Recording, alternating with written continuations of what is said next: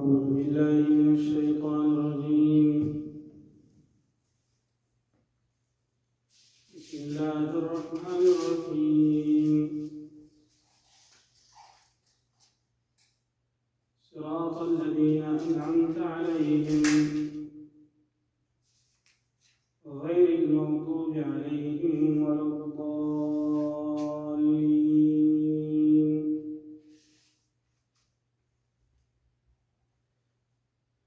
سامعين الكرام، استوصى ما خپل شپږم درس پرون شروع کړ. نن زموږ اووم سبق. پرون موږ د سورة فاتحې مختصر ترجمه او تفسیر کړ. په دې کې اخر کې یو دوه مسلې چې هغه یو قراءت خلف الامام خبره ده، یعنی امام پسې چې مقتدیان لاړې د جو فاتحې ویل. دویم د امین چې امین به په زوره وایي که پټ پټ. اول خو زه دا وایم چې دا مسلې میډیا ته راوړل او په دې باندې بحثونه کول سوشل میډیا باندې، او په دې باندې چې د خلکو مخکې مناظرې مجادلې لکه نن سبا چې کومې روانې دي، نو دا نه وي پکار.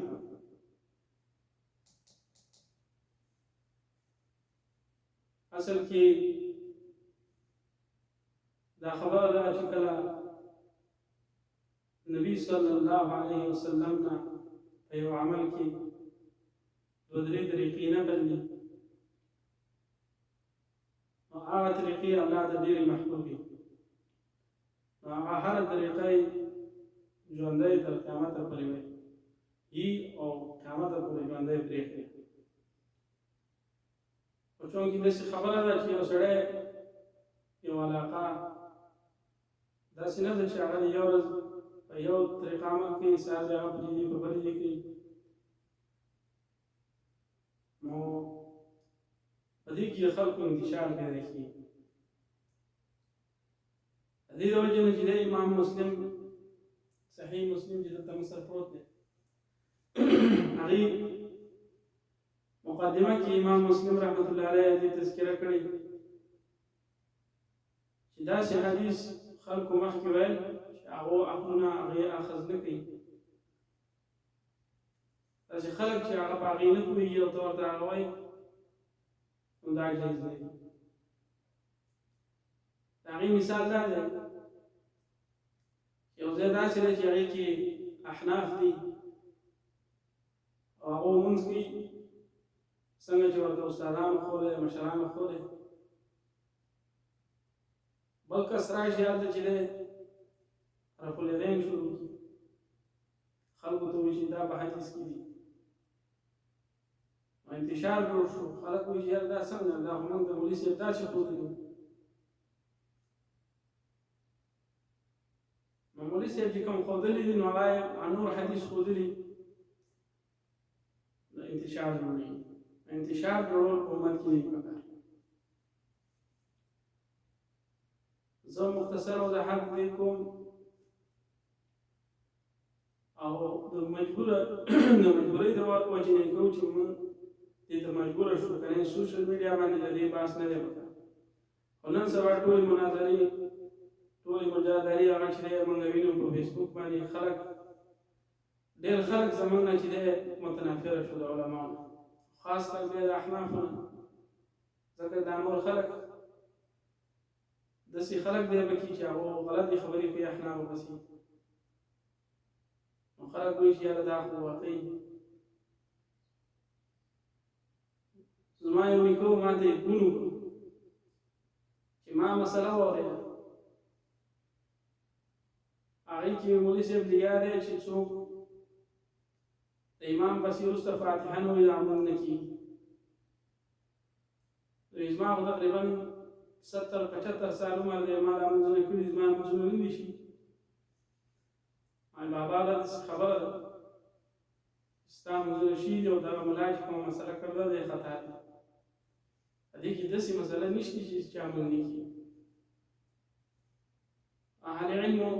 علمي بحث دی خو زه وضاحت صرف مختصرا وایم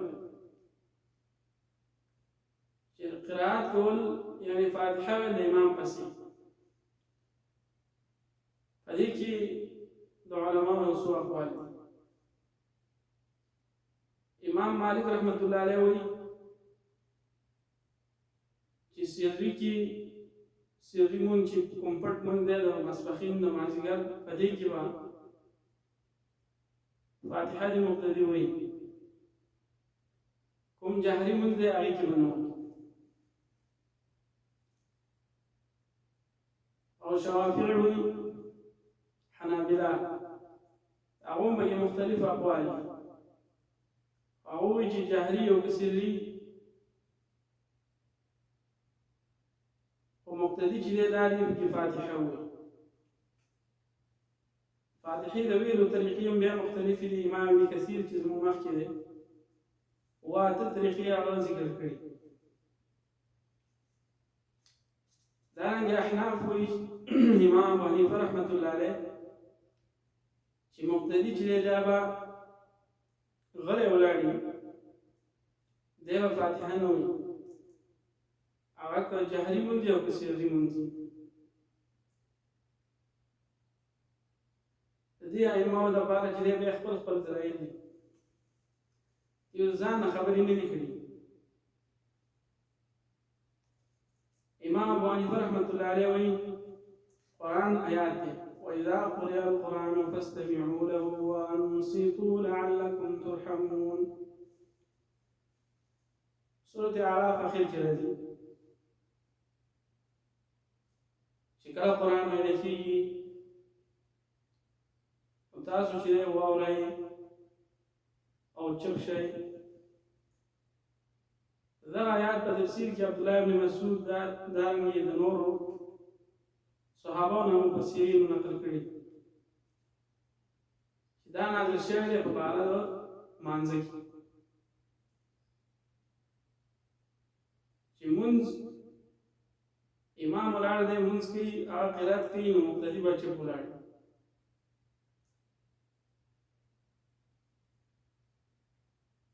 دغه روایت د امام ابو حنیفه رحمت الله علیه نه دی او د نور ائمه دغه رنګه امام مالک رحمت الله علیه هم وایي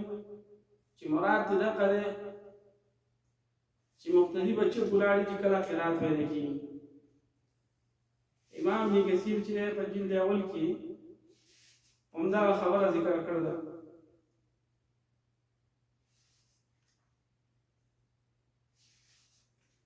دارنګه حنابلة او شوافع هغوی قایل دي هغه دارنګه امام بخاری رحمت الله علیه دارنګه نور ائمه دا هغه لپاره به خپل دلایل دي امام بخاری رحمت الله علیه په دې کې یو باب کړی دی قرات کول د امام المقتدی لپاره په ټول منځونو کې بیا هغې کې حدیث ذکر کړي د عباده بن صامت رضی الله عنه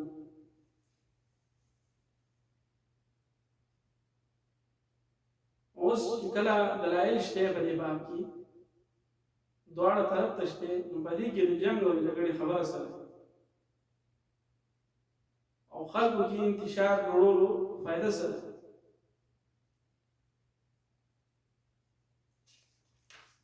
احناف سره په دې کې ښه قوي دلایل دي د قرآن آیات او حدیث احناف چې دی بل روایت دی امام مسلم ذکر کړی چې نبی صلی الله علیه وسلم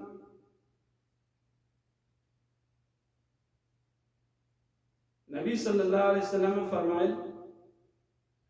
ابو موسی اشعری رضی الله عنه روایت دی چې نبی صلی الله علیه وسلم سره مونږ کو به خطبه ویل مونږ ته سنت بیان کړو مونږ ته چې مونږ خو طریقې موږ ته وښودله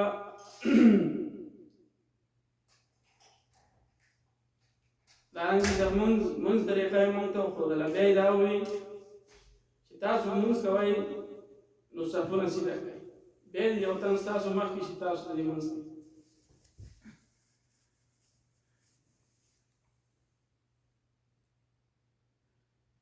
بیا اخر کې فرمایي فإذا كبر فكبروا وإذا قرأ فانصتوا چې کله هغه تکبیر کوي نو تاسو تکبیر ورسره کوئ چې کله هغه قرات کوي نو تاسو چپ شئ دارنګه سنن ابن ماجه کی روایت ہے جابر بن عبد الله رضی الله عنه اغوی من کان له امام فقراءة الامام له قراءة شال بارچی امامی نو د امام قرات المقتدی قرات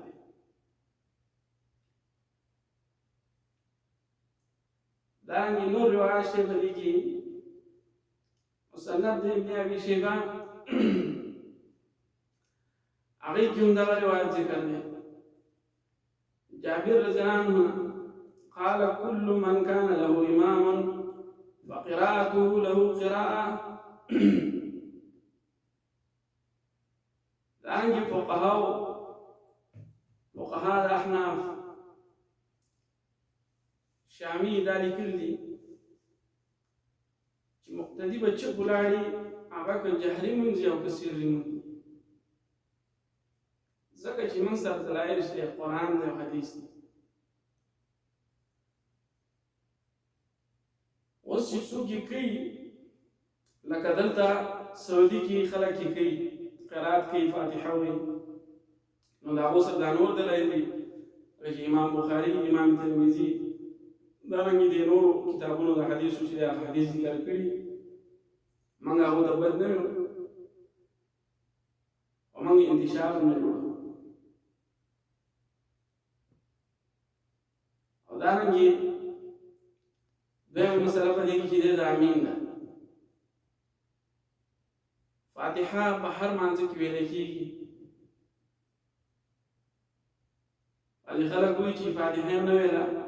منځ نه کېږي لکه حدیث کې راځي د هغې نه ظاهرا نه استدلال کوي یو سړی دی هغه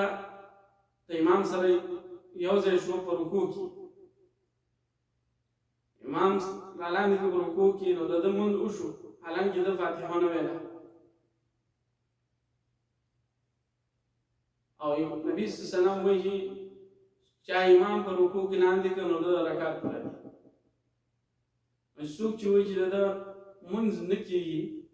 اوس د هغه موږ له دې جواب راکړي خو زمونږ مقصد دا دی زمونږ د چا سره اختلافات نشته نه په چا باندې رد مقصود دی او نه موږ چې د خپل د ځان چې بړی بیانو نه موږ په چا باندې رد مقصود دی هغه که هر څوک ولیکن عوامو ته دا خبره کوو چې احناف د هغو سره په دې کې مضبوط دلایل دی قرآن او حدیث ته دارنګه امین خبره شو نو امین نبی صلی الله علیه وسلم له حدیث دی چې کله امام غیر المغضوب علیهم ولا الضالین وایي تاسو چې امین وایي امام بخاری کوم روایت ذکر کړی دی معنی کې قال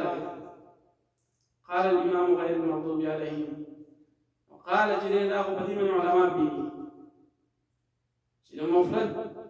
صيغه امام کوئی سوره فاتحه غير المغضوب عليهم دا فاتحه لكن دا الحمد لله نقولوا كي بجمع امين لازم ويكون دا نه اوس په امين په زور وای کچپ وای بدی کې د ائمه اختلاف دی علماء احناف وایي چې نه پټ وای امين دا نه موالف چې کوم دي هغه هم د پټ قائل دي دارنګه نور ائمه چې کوم دي هغه د جهل قائل دي.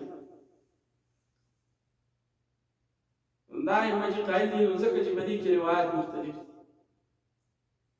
امام ابو حنیفه رحمۃ اللہ علیہ وی چې امین دعا ده او الله وی ادعوا ربکم تضرعا وخفیا، کلام تاسو د الله دعا کوي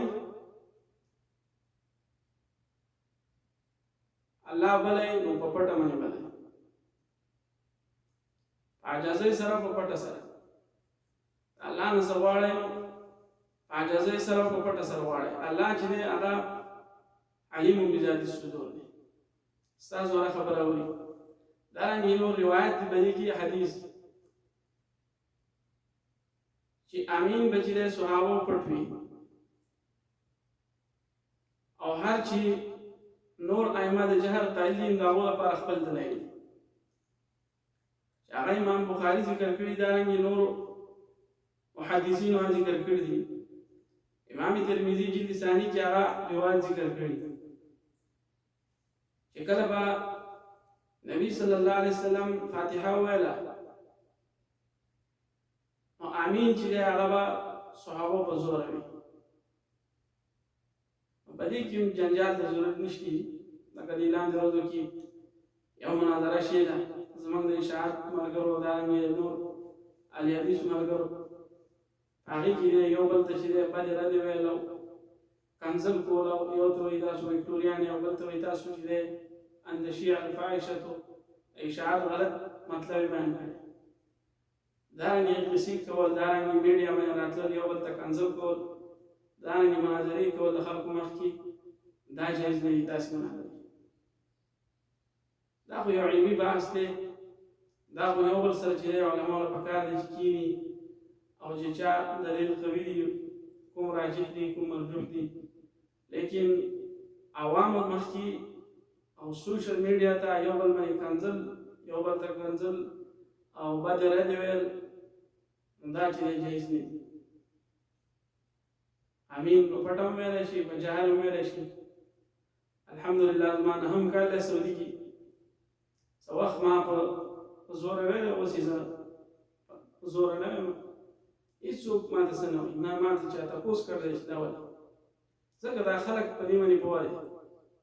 یاره په دې کې دلایل دي. الله دې موږ په دې خبرو باندې عمل کولو توفیق راکړي. واخر دعوانا الحمد لله رب العالمين.